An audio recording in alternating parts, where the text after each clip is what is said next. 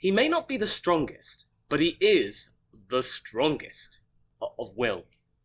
Not the punchy stuff, but the thing in here. Krillin, everybody!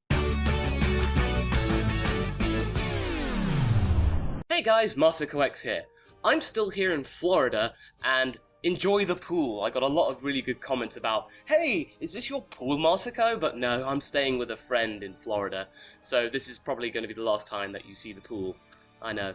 I'm sad too, but what I'm not sad about is today's topic. This week's episode of Super wasn't just a precursor to the upcoming Universe Survival arc, it was the capping off of an 8-episode run of some small little stories on two-parters, which have really given some focus to the side characters, which I have really enjoyed. And judging from all the comments I've had on YouTube and on my Twitter, everybody else seems to have enjoyed it too. One of these plots concerns one of Earth's mightiest heroes, and that is Krillin. Yes, I said Krillin. It's a commonly held belief that this little guy is a weakling and a coward, and that he doesn't deserve to be at the same table as the Z-Warriors. But when you actually step back and look at what Krillin's done throughout the history of Dragon Ball, you can start to figure out why Krillin is where he is, and why he deserves to be considered one of Earth's best. You even might be able to understand how integral this guy is to how the show's evolved over the years. To understand how important Krillin is to the story, it's best to actually jump back from Z and Super, back to the original Dragon Ball and to the time when Krillin was introduced. You see, according to Daizenshu 2, Dragon Ball wasn't all that popular when it first started its manga run in 1984. It was kinda struggling. Toriyama needed to inject some new life into it, otherwise it would have sunk and then Toriyama would have just been a one-trick pony with Dr. Slump. But thankfully that never happened. In Daizenshu 2, Toriyama explains that up until the Tenkaichi Budokai began, the series hadn't been all that popular. That's why Torishima-san, his editor, had told me, "Your protagonist is rather plain. That's why it's not popular," he said. Personally, since I was doing a fighting story for this series, I'd intentionally made the protagonist's clothing excessively plain. So I'd simply make the story into a tournament format. From there, the Tenkaichi Budokai was born. I temporarily withdrew the other characters besides Goku, brought back Kame-Sennin, Master Roshi, and added Krillin, as a new character. From there, it got popular before I knew it. Krillin first appeared in episode 14 of Dragon Ball, or about chapter 25 of the manga, and from there, it was the first stepping stone to where we are today with Dragon Ball. He was part of what made the formula successful. Up until chapter 25, the only kind of story we had was Goku and Bulma trying to find the Dragon Balls before Pilaf and the gang could get a hold on them and actually take over the world with them. Thankfully, we didn't see that happen. We only see Oolong getting panties. Oh, Toriyama, you little scamp. The reason why we had such a self-contained story was in case Dragon Ball didn't work. If the editors weren't happy with the sales figures or the approval ratings, they could easily just say to Toriyama, alright, shut it down, and he could just tie up the loose ends and that would be that.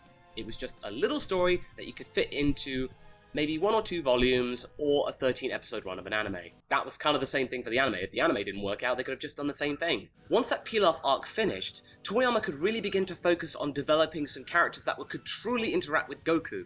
They had Bulma, Yamcha, Master Roshi, bring them back, but also have someone who was like Goku in both stature and competitiveness.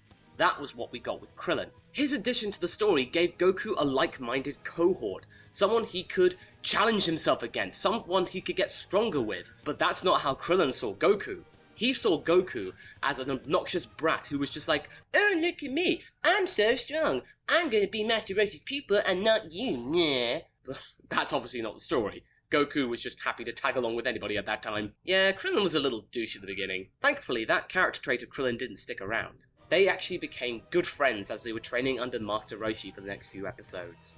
Throughout all that hard and strenuous training, they actually developed a bond that is still in place to this day. Goku never considered Krillin an enemy, just a really good friend, and that friendship carried them through to the Tenkaichi Budokai several episodes later. From there, Krillin became a fan favourite, and he still is in the top 10 favourite Dragon Ball characters, at least in Japan.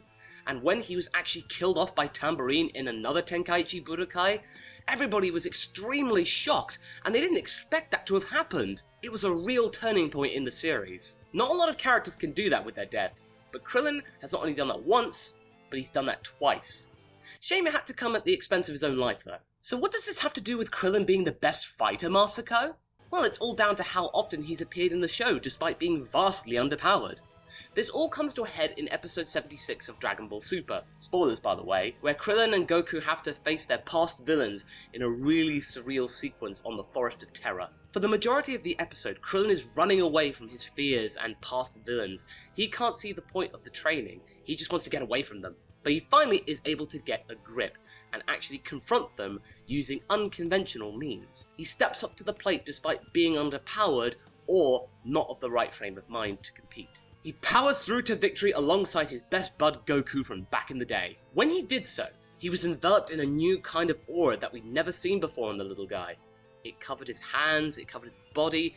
It was very unconventional, but it looked very similar to when his potential was unleashed on planet Namek under the hands of Lord Guru. I mean, it could be that.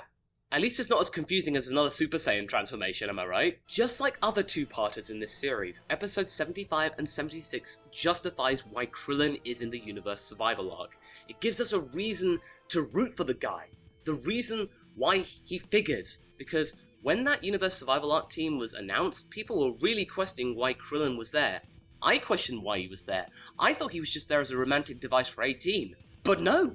He's actually justified that all on his own, and I'm so happy for him for that.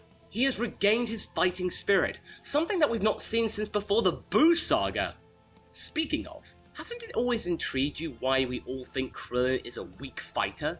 Why we seem to think he just runs away from everything, and he's no use to anyone? Well, I actually believe that it has something to do with him being the bravest and boldest of the Z fighters. Yes, I know this theory's been knocking around the internet for a little while, but it's one of those theories that actually has legs. Raditz, Vegeta, the Ginyu Force, Frieza, the androids, Cell, Majin Buu, all these villains are way stronger than Krillin. Even Goku and Vegeta struggle with them at the times of their appearance in the show. But Krillin's always there. He gives it a go. He manages to punch above his weight and actually catch the bad guys off guard and get a cheeky hit in once or twice. Not only that, but his Kienzan, or his Destructo Disc, is one of the most deadly techniques in the entire show, if you can get it off properly. A giant flaming plasma buzzsaw. That's awesome! I mean, okay, Cell wasn't affected by it, but still plasma buzzsaw! Not bad for the strongest human on Earth, eh? You don't believe me? Toriyama has gone on record many times to say that Krillin is the strongest human on Earth. Well, at least until Oob shows up, but he has magic backing him up. Whilst the likes of Yamcha and Chaozu, and to a lesser extent Tenshinhan, have faded away from the front line, I mean they still fight time to time, but they're not actually at the front, Krillin has remained part of the headline act. Even though he has had a lean spell much like Yamcha, Chaozu and Tenshinhan, and he has gotten soft over the years in between the Boo Saga and Resurrection F, he is now back with a vengeance and ready to take on the universe alongside his friends and past enemies. It's a great time to be a Krillin fan. And for those of you who still think that Krillin is a coward, just look back at all the fights he's been part of. All the times he has actually managed to step up and count for something, despite his lack of strength and power. He has done Earth proud.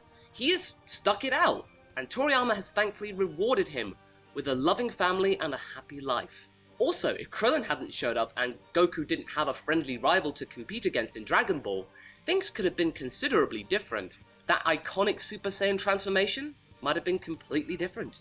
We owe a lot of Dragon Ball to Krillin. Rock on, little guy! So what do you guys think? Do you think Krillin is the best fighter? Do you think he can compete in the universe survival arc? Leave a comment below and let's get this discussion going. Anyway, I hope you enjoyed this video and this lovely backdrop. Until the next one, be sure to like and subscribe. And until then, catch you later.